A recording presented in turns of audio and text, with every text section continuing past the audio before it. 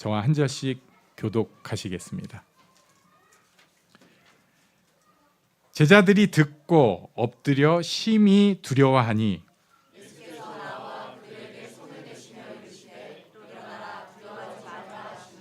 제자들이 눈을 들고 보매 오직 예수 외에는 아무도 보이지 아니하더라.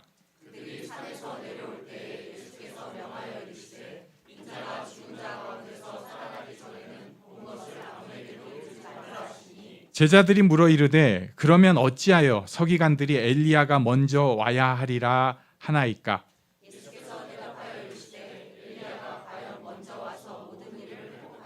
내가 너희에게 말하노니 엘리야가 이미 왔으되 사람들이 알지 못하고 임의로 대우하였도다. 인자도 이와 같이 그들에게 고난을 받으리라 하시니 그제서야 제자들이 예수께서 말씀하신 것이 세례 요한인 줄을 깨달으니라. 아멘. 오늘은 그제서야라는 제목으로 하나님의 말씀 함께 나누겠습니다. 지금 우리는 변화산 사건을 보고 있습니다. 변화산에서 일어난 사건. 지난주에 예수님께서 변화산에서 변화되신 모습을 우리가 보았어요.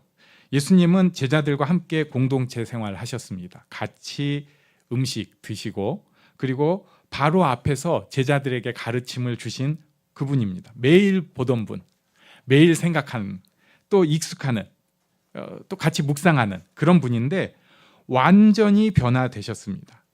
예수님이라는 것은 알겠는데 해처럼 빛나는 모습, 그러니까 지구상의 모습과는 아예 다른 모습을 보았습니다. 어쩌면은 이런 모습이 바리새인들이 보고 싶어 하던 표적이지 않았을까 생각을 해볼 수도 있겠어요. 제자들은 여기서 예수님이 이제는 두말 필요 없어요. 메시아다, 그리스도다, 하나님께서 보내신 분이다 라는 것을 보는 순간 그냥 알 수 있었습니다. 베드로 너무 좋았습니다. 그래가지고 정신이 하나도 없는 가운데 여기가 좋사오니, 예수님이 어떤 분인지 명확해지니까 자기가 그것을 직접 보고 나니까 이제는 다 해결된 것 같아요. 인생이 자기 아직도 속에 좀 두려움, 막막한 것, 걸림이 있던 것이 예수님에 대해서 분명한 시야를 갖게 되니까 다 해결돼 버렸습니다. 드디어 내 인생 시원하다. 게다가 이 사건은 자기 혼자만 뭔가 이상한 환상 중에 본 것이 아니라 옆에 증인 2명이 함께 했습니다. 베드로와 야고보와 요한. 야고보와 요한이 베드로의 증인으로 함께 참석했어요. 거기에 더하여서 하나님의 음성이 영광의 구름 가운데에서 다시 한번 증명해 주셨습니다. 우리 지난주 말씀 5절 말씀을 같이 읽겠습니다. 시작. 말할 때 호련히 빛난 구름이 그들을 덮으며 구름 속에서 소리가 나서 이르되 이는 내 사랑하는 아들이요 내 기뻐하는 자니 너희는 그의 말을 들으라 하시는지라. 아멘. 호련한 빛난 구름이 그들을 덮고 그 구름 속에서 소리가 나서 이는 내 사랑하는 아들 내 기뻐하는 자니 너희는 그의 말을 들으라. 이때 제자들 모습, 베드로와 야고보와 요한의 모습이 오늘 읽은 본문 6절입니다. 제자들이 듣고 엎드려 심히 두려워했습니다. 너무 은혜가 크니까 직접 그 영광, 그 음성을 접하니까 멀리서 볼 때는 상상 속의 하나님, 이런 분이지 할 때는 괜찮았는데 직접 경험하니까 그 크고 광대함, 여기에 완전히 놀라서 압도된 것입니다. 예수님께서는 어떻게 하셨는가? 우리 7절, 8절을 같이 읽겠습니다. 7절, 8절 시작. 예수께서 나와 그들에게 손을 대시며 이르시되 일어나라 두려워하지 말라 하시니 제자들이 눈을 들고 보매 오직 예수 외에는 아무도 보이지 아니하더라. 아멘. 예수님께서는 만져주셨습니다. 이 터치는 예수님 스타일입니다. 우리 옆에 살짝만, 이상한 거 말고 살짝만 터치해 주십시오. 네, 터치는 예수님 스타일입니다. 그래서 아마 그 천지창조의 손가락 그림을 그 화가의 입장에서 자기가 생각할 때는 그게 어떤 하나님의 은혜의 통로로 이렇게 한 것 같아요. 이렇게 터치는 예수님 스타일입니다. 가족들 좀 자주 터치해 주십시오. 아멘. 터치가 필요합니다. 그리고 말씀해 주셨습니다. 일어나라 두려워하지 말라. 제자들이 눈을 들어보니까 이제 예수님만 보입니다. 예수님이 만져주시고 예수님이 말씀해 주시고 일어나라 두려워하지 말라. 그리고 예수님만 옆에 계신 것입니다. 그러고 나니까 있는 일이 이제 9절과 10절이에요. 9절 10절을 우리 같이 읽습니다. 시작. 그들이 산에서 내려올 때 예수께서 명하여 이르시되 인자가 죽은 자 가운데서 살아나기 전에는 본 것을 아무에게도 이르지 말라 하시니 제자들이 물어 이르되 그러면 어찌하여 서기관들이 엘리야가 먼저 와야 하리라 하나이까. 인자가 죽은 자 가운데서 살아나기 전에는 본 것을 아무에게도 이르지 말라. 제자들은 이 변화산 사건을 메시아 되심을 완전히 보여주신 것으로 확실히 이해했던 것 같습니다. 그래서 10절에 질문을 한 거예요. 이상한 거죠. 왜 아직 엘리야가 안 왔지? 엘리야가 온다고 했는데, 그래야지 메시아가 온다고 했는데 왜 엘리야가 안 왔지? 예수님은 왜 잠잠하라고 하셨지? 우리 말라기 4장 5절에 보면요. 보라, 여호와의 크고 두려운 날이 이르기 전에 내가 선지자 엘리야를 너희에게 보내리니. 그리고 6절이 구약 성경 마지막 절이에요. 그가 아버지의 마음을 자녀에게로 돌이키게 하고 자녀들의 마음을 그들의 아버지에게로 돌이키게 하리라. 돌이키지 아니하면 두렵건대 내가 와서 저주로 그 땅을 칠하노라 하시니라. 말라기의 마지막 구약 성경의 예언입니다. 거기 마지막 절 바로 전이 내가 선지자 엘리야를 여호와의 크고 두려운 날이 이르기 전에 보내겠다. 말라기 예언이에요. 그런데 여기서 제자들도 그렇고 아무도 세례 요한이 진짜 엘리야인가 몰랐어요. 놓쳤습니다. 예수님을 모르는 것처럼 요한도 모른 거예요. 그러고 나니까 이 예언이 오히려 걸림이 됩니다. 모르니까. 메시아가 오기 전에는 엘리야가 와야 되는데 세례 요한의 사역이 엘리야의 사역이라는 것을 모르니까 엘리야가 안 왔는데 어떻게 메시아가 오면 아직 안 되지. 지금 이런 상황인 거예요. 그러니까 이렇게 예수님께서 알려주십니다. 12절 말씀, 12절 같이 읽습니다. 시작. 내가 너희에게 말하노니 엘리야가 이미 왔으되 사람들이 알지 못하고 임의로 대우하였도다. 인자도 이와 같이 그들에게 고난을 받으라 하시니. 사람들은 알지 못하고 임의로 대우한다. 마찬가지로 인자도 고난을 받는다. 지금도 그렇습니다. 중요한 것을 모릅니다. 하나님의 자녀라는 거, 이 사람을 하나님이 아주 콕 찍어서 사랑하신다는 거, 그리고 이 사람뿐만 아니라 나도 그런 존재라는 거 모릅니다. 그런갑다. 교회에서 하는 좋은 얘기다. 이렇게 생각하지 하나님께서 사랑하신다. 이게 무슨 뜻인지 몰라요. 그러니까 임의로 대우하는 거예요. 하나님께서 나를 사랑하신다. 이게 무슨 뜻인지 몰라요. 그러니까 임의로 대우하는 거예요. 하나님께서 사랑하신다는 걸 알면 그렇게 할 수 없는 거죠. 게다가 하나님께서는 콕 찍어서 사명을 주셨어요. 정말 목사님이 받으신 거죠? 아니에요. 우리 모두가 한 사람도 빠짐없이 예수를 주라고 고백하고 예수 안에 새 생명이 되면 하나님께서 사명을 주셨습니다. 사랑이 있어요. 사명을 주셨어요. 그리고 이것을 자녀 삼으셨다고 표현합니다. 그래서 우리가 기도하면서 아버지라고 해요.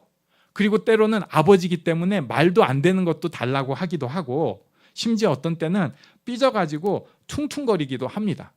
그런데도 하나님은 우리를 포기하지 않고 붙잡아 주십니다. 그리고 선언해 주시는 거예요. 너는 이 땅에서 하나님을 알고 천국을 누려 마땅한 사람이다. 너는 이 땅에서 하나님의 사랑을 충분히 받아서 그것을 옆 사람들에게 흘려 넘쳐줄 사람이야. 억지로가 아니라. 너는 이 땅에서 하나님 나라의 귀하고 놀라운 일을 가지고 있는 사람이다. 이렇게 중요한 것을 알려주셨는데 사람들은 알지 못하고 임의로 대우합니다. 자기 자신에게까지. 예수님에 대해서도 정말 이분이 이 온 땅의 구주신가? 뭐 그런 갑지 라고 생각하는 거하고 정말로 살리는 분이구나. 정말로 하나님과 우리 사이를 연결하는 분이구나. 모든 죄를 속량하시고 우리를 흠없게 의의 옷으로 입혀주신 분이구나 라는 거를 잘 모르니까 예수님에 대해서도 그냥 예수님 하긴 하는데 자기 마음대로 그림 그리다가 마는 거예요. 그런데 예수님께서 이 말씀을 해주시니까 13절에 제자들이 참 귀한 설명이 있습니다. 그제서야 제자들이 예수께서 말씀하신 것이 세례 요한인 줄을 깨달으니라. 여기 같이 간 사람이 야고보하고 요한이었잖아요. 그러니까 베드로, 야고보, 요한이 지금 예수님의 변화산에 동행을 했어요. 그런데 요한복음 1장에 보면은 세례 요한을 따르던 사람 둘 중에서 세례 요한이 예수님을 보고 보라 하나님의 어린 양이로다 말하니까 그 요한의 제자 중에서 2명이 예수님을 따릅니다. 한 명은 그 요한복음에 보면 안드레라고 나와요. 이 안드레가 나중에 베드로를 전도를 합니다. 그런데 한 명 이름이 안 나옵니다. 왜 일부러 빼놨을까? 그때 당시 문학 양식으로 학자들은 이렇게 빼놓은 사람이 보통 저자인 거예요. 그러니까 그 한 명이 요한이었구나. 근데 지금 여기 변화산에 간 사람 중에 누가 있다고요? 야고보와 요한. 베드로, 야고보, 요한. 요한이 여기 갔어요. 그러면은 요한은 세례 요한의 제자였어요. 그 사람을 따라다니는데 그때 당시는 제자라는 것은 자기의 모든 걸 포기하고 따라가는 거예요. 그냥 파트타임으로 한 번씩 배우고 저녁마다 배우고 이게 아니고요. 자기 인생을 걸고 따라갔는데 그 자기가 따라간 스승이었던 세례 요한이 어떤 사람인지 몰랐던 겁니다. 그제서야 안 거예요. 심지어 우리가 지금 마태복음 17장을 보고 있는데요.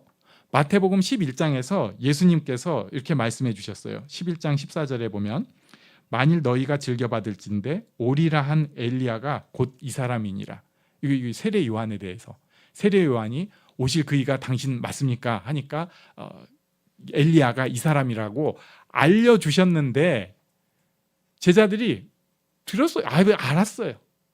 배웠어요. 교회에서 성경에서 배웠는데 임의로 듣고 나니까 모르는 거예요. 세례 요한 쫓아다닌다고 그렇게 다녔는데 모르는 거예요.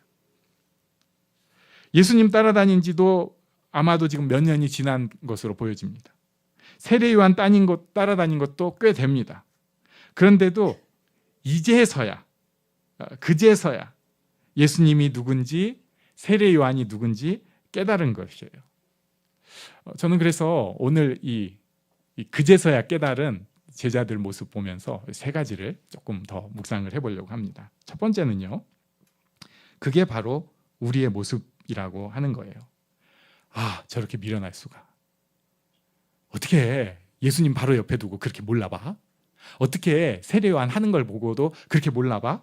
그런데 그게 우리의 모습입니다. 아는 것 같은데 몰라요. 바로 옆에서 들었어요. 무슨 몇 단계 성경 공부를 하고 신학교를 가고 안 그래도 거의 다 들었어요. 오직 예수로만 알게 되는 인생의 비밀들이 분명히 있어요. 그런데 그걸 교회에서 성경에서 배웠죠. 그리고 우리도 모르는 거예요. 지금 가정의 달인데요. 우리가 자녀를 키우면은 자녀를 사랑합니다. 그리고 얘가 잘 되길 바랍니다. 그리고 그것을 위해서 자기 나름으로는 최선을 다해서 삽니다. 그렇잖아요?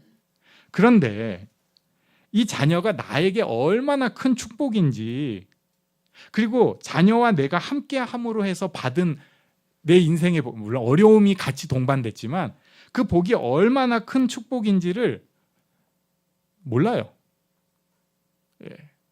그냥 축복이다 하니까 축복인갑다 하지 진짜로 자녀가 축복이라는 거 모르는 거예요. 하나님께서 나를 귀히 여기신다. 교회에서 그렇게 많이 들었는데 하나님이 나를 위해 주변 사람들을 예비해 주시고 그리고 그 사람들을 통해서 하나님의 많은 사랑을 보내주셨다는 거, 많은 사랑을 표현하셨다는 것을 아는데, 들었는데 몰라요. 그러니까 요만한 일 가지고 막 삐지고 두려워하고 화나고. 예수님이 역사의 주인이시오 교회의 머리고 지금도 인류 역사를 주관하고 계시고 그 가운데 나를 콕 찍어서 사랑하신다는 거 들었는데 몰라요. 그게 우리입니다. 제자들뿐만 아니라. 그러니까 먼저 생각해야 되는 거예요. 맞아, 내가 모르는 사람이지. 요거를 인정할 때 참 은혜가 있습니다. 내가 많이 알았는데 아직도 모르는 게 많은 사람이지. 아직도 배울 게 많은 사람이지. 그래서 두 번째 생각할 것은 겸손하게 됩니다. 우리는 인생을 아는 것 같은데 지금도 많이 몰라요. 때가 되면 알려주실 일들이 분명히 있어요. 그래서 생기는 것이 겸손입니다. 자꾸 누구 가르치려고 들거나 심지어 누구 정죄하려고 하기보다는 하나님 앞에서 내가 부족한 게 많다는 것을 먼저 깨닫는 거예요. 그러니까 겸손해집니다. 그리고 이 겸손은 굉장히 중요한 게 연결이 되는데요. 겸손은 호기심이랑 또 연결이 됩니다. 그냥 가짜로 나를 숙이는 게 아니라 정말로 제가 아직 부족함이 있습니다. 제가 아직 배울 게 많습니다. 제가 다른 사람들보다 더 나은 면도 뭐 있을 수도 있겠지만 사실은 저 사람들이 나보다 나은 면이 꽤 많은 거를 이제 알았습니다. 하면은요, 그 다음에 생기는 놀라운 복이 있는데 그게 호기심이에요. 여러분 배우자에 대해서 호기심이 있으세요? 네, 코를 많이 곱니다. 배고프면 화냅니다. 근데요, 겸손해지면은 그 사람한테 대해서 호기심이 생겨요. 부부가 훨씬 좋아집니다. 자녀에 대해서 옛날에는 그렇게 신기했어요. 아기 태어났을 때 처음에 혹시 뭐 잘못됐을까 봐 잘 못 보다가 나중에 보면 이렇게 손가락도 그렇게 예쁘고 그래가지고 그거 나 도장 찍어놓고 사진 찍어놓고 자기 손 위에다 올려갖고 또 이렇게 찍어놓고 그러면서 또 눈썹이 어떠네, 콧망울이 어떠네, 막 호기심이 많아요. 애가 또 어린이집 갔다 오고 어쩌고 하면은 뭐 그랬어 하면서 하는데 어느 순간부터 뭐 말도 안 듣고 뭐 나랑 얘기하는 것도 싫어하고 그래가지고 호기심이 하나도 없어요. 자꾸 간섭만 하려고 들어요. 내 수하에는 놓고 싶은데 그 아이가 정말로 뭘 지금 좋아하고 있고 그 아이의 마음 상태가 어떠고 그 아이가 지금 어떤 축복을 누리고 있는지 호기심이 없어요. 자기를 알면은 그제서야 깨닫는 은혜를 생각하면은 겸손해지고요. 겸손해지면 호기심이 살아나기 시작합니다. 그리고 이 호기심은 성경 말씀에 대해서도 호기심이 생기기 시작해요. 성경 좀 안다고 해서 마치 다 아는 것처럼 택도 없는 얘기입니다. 이게 찐 있었구나. 점점 여기저기 그냥 쓸데없이 간섭하고 참석하는 게 아니라 그런 게 있구나. 네. 겸손하고 호기심이 있는 사람이 됩니다. 하나님께서 나를 통해서 무엇인가를 하실지 기대까지 되기 시작해요. 겸손하고 호기심이 생기니까 이제는 기대가 됩니다. 보통은 나이가 어느 정도 들고 나면 그런 생각을 하죠. 옛날에는 우리가 막 뭐라도 될 줄 알았는데 그래 그냥 큰 사고 없이 이대로 가는 것만 해도 그게 큰 복이더라 이러는데요. 하나님 앞에 이제서야 그제서야 주실 그 은혜, 나중에 주실 그 은혜를 기대하기 시작하면 겸손해지고 호기심이 생기더니 그 다음에는 이제 기대가 되기 시작하는 거예요. 자기한테도. 우리 옆에 사람에게 기대합니다 이렇게 말씀해 주십시오. 나한테 기대가 있고요. 다른 사람한테도 기대가 있어요. 이걸 소망이라고 합니다. 그러니까 그냥 인생을 사는 게 아니라 그래 뭔가가 생길 거야. 우리가 인생의 덫에 좀 치이고 나면 겁이 더 많아져요.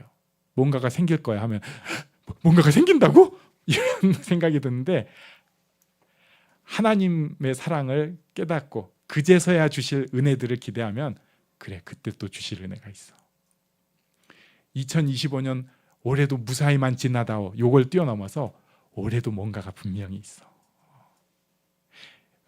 점점 몸은 쇠락해 가고 있지만 내가 50이 되고 60이 되고 70이 되고 80이 되고 그 다음에 살아있을지 모르지만 85, 90 되는 그 순간순간 아이고 남들한테 피해만 안 끼치면 되지가 아니고 하나님께서 그 상황 가운데 나를 통해 하실 일에 대한 하나님께서 주실 은혜에 대한 기대가 생깁니다. 이게 다 겸손에서 출발하는 거죠. 겸손하니까 호기심이 생기고 그리고 기대를 하게 되는 것입니다. 그리고 이제서야의 은혜를 알게 되면은 오늘 제자들이 한 것처럼 오직 예수를 다시 한번 생각하게 됩니다.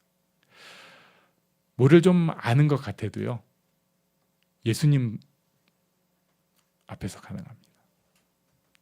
내가 좀 묵상하면서 세상을 좀 떠올리는 것 같은데 오직 예수 앞에서 이 일들이 가능합니다. 성경을 보면서 뭔가 이제 동서의 뭐 역사와 그리고 내가 지금까지 들은 풍월들과 이런 게 짬뽕이 오직 예수 앞에서 이 일이 가능합니다.